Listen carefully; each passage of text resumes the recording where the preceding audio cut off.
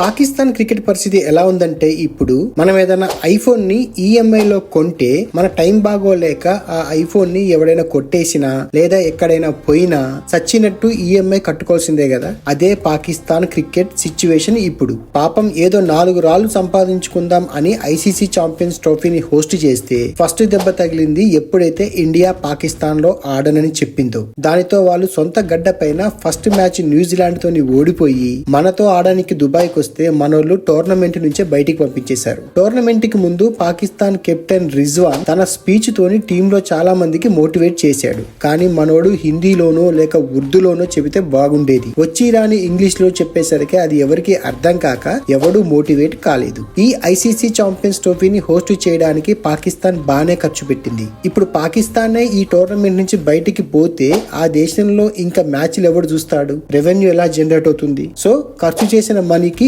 ఈఎంఐలు కట్టుకునే పరిస్థితి ఏర్పడింది పాకిస్తాన్కి. మళ్ళీ వీళ్ళకి కశ్మీర్ కావాలి.